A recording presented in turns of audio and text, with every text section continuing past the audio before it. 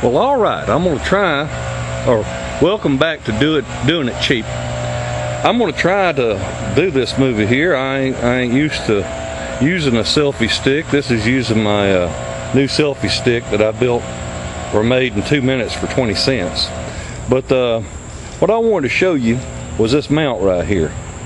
I had my tripod. How do I get that in there? Here we go. My tripod, as you can see here, don't have that piece right there, and that's for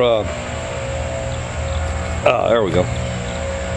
You got to have a piece that mounts in there for your camera to go on, and the way it works is that mount's supposed to slide in there like that. Well, I had lost mine. Well, I lost the whole damn camera. Anyway, I finally found this camcorder I got, and finally got a battery and a battery charger for it, and I could not find my 35mm camera that had the plastic mount that goes on here. So I took a piece of wood. I measured how I done this is I measured this width right here, and I measured this distance right here, and I added about 1/8 of an inch because it's got to slip up under there. See how it's made right there? It's got to have that little lip that catches right under here, and got to have a little bit of room. See how I done that right there for this piece up here. So I can't show it to you mounted on the camera because the camera can't shoot a picture of itself, but that right there is how it mounts. So, you know, if you ever lose your mount, it ain't no big deal to make one. Then I just stick a bolt right up through there, and a little 1/4 bolt, screw right into the camera. Well, that's all I got to say about that, but hang on just a minute, I got something else to talk about. What I want you to see is the quality of this picture, and I'm going to get into more details here in just a minute, but I don't want to try to talk over the TV or confuse you with anything else. I'm just going to go through a few channels here, and then we'll get into more details about how this thing works. Gas came back. I was hoping you were going to say it wasn't as bad as we thought.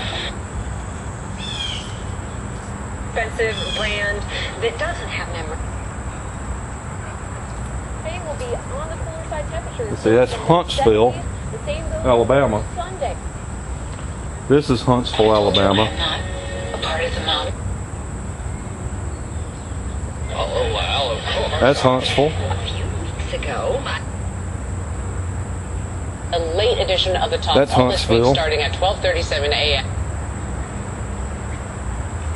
This is Nashville. That's a Nashville station. And so is this one. This is ABC. On the next General Hospital. Okay, I'm going to turn it off. Terrible. And we'll show you how this thing works. First of all, what I like about it is this little TV runs off of 12 volts. This was ideal for my solar power set up at my little cabin on the hill in Lynchburg. And let me pan around here to the antenna. Now I want you to notice that this antenna is not way up on a pole. This antenna is I just hung it up on a tree limb, and I'm going to walk out there so you can see just how low this thing is. If I was up on a pole or something, I have picked up as many as 45 channels.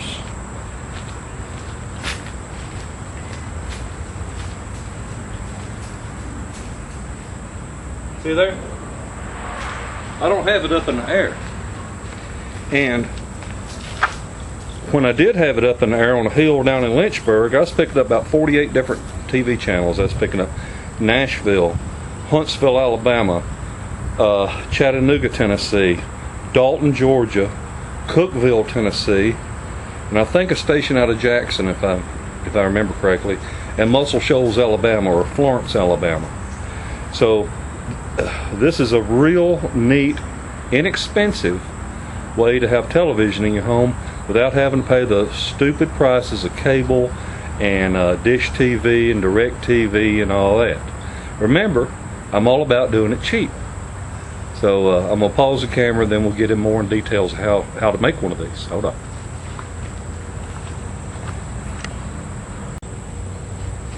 Okay, what we have here, first of all, I want to tell you, I built this for 36 cents.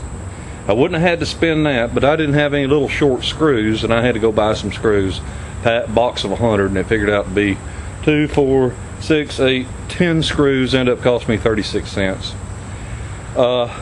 The only other thing I had to purchase, I had this old coax, but the only other thing I had to purchase was this thing right here. It's called a Balaam or something like that.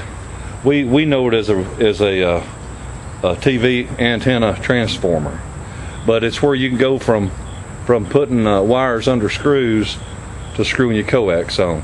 Go to any Radio Shack or anywhere that sells TVs, they'll know what you're talking about. This wire here, this is 14 gauge galvanized wire, so it doesn't rust. I actually robbed this off of some fence wire I had, and this is a piece of 3/4 inch PVC pipe.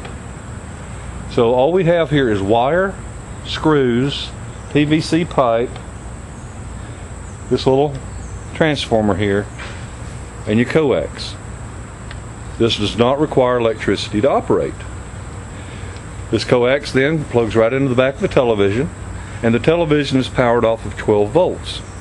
I actually had this set up at my farm with my Harbor Freight solar panels, which is supposed to put out 45 watts, but I think they say maybe you get 90% of it, so even at that I was getting 40 watts of power.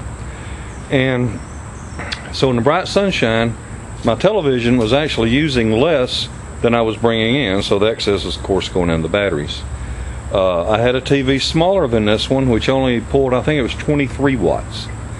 The brand on the television, I don't represent the company, so I'm just telling you what my experience is and what I did. The brand of the television is Supersonic. I bought it because it operates off of 12 volts. I didn't have to run it through my power converter at the farm. All I had to do was just plug the cigarette lighter connection in, and boom, there I am on 12 volts. And that's what I'm operating off of here, with a little transformer plugs into the extension cord. So I believe this television, like I said, pulls about 36 watts. It also has a built-in DVD player. But you do not have to have DirecTV. You do not have to have Dish Network. You don't have to have cable.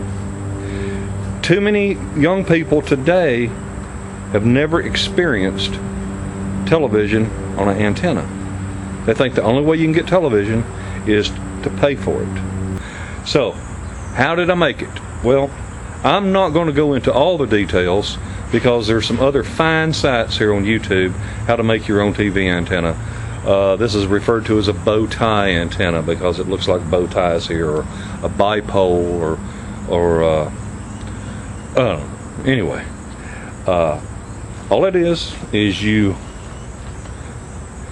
have these wires here. This is all one wire, and it's smushed together. It's bent at a 90-degree angle. You put a screw in here and then spread it apart, and you want all these to be in the same, you want all these wires to be in the same plane. If they're bent out or in a little bit, you just got to straighten them. You want them all to have the same distance between these wires to pick up the signal better. I'm not going to get into all the electronics behind the wavelengths and the frequencies and all that kind of stuff. Leave that for the electronic geniuses out there. All I know is I can watch TV for nothing, and you can too. I hope this has helped you. Remember, if you need any kind of decals or lettering on a shirt, please holler at me. I'll fix you up. And if you need some awesome knives, contact Idaho Hillbilly. Oh man, he makes some good stuff. And if there's anything we can do to help you, let me know. If there's something you would like to see done cheap, as in doing it cheap, drop me a line. I'm going to put my email address, which is callbob4signs@yahoo.com. I'll have it, on the screen down here for you to see it. And I'll have Idaho Hillbilly's address. And I know I'm rambling, but I just wanted you to see that you don't have to spend money to be able to watch television. And you can do it cheap. Y'all have a great day and a better tomorrow. Thank you. Bye.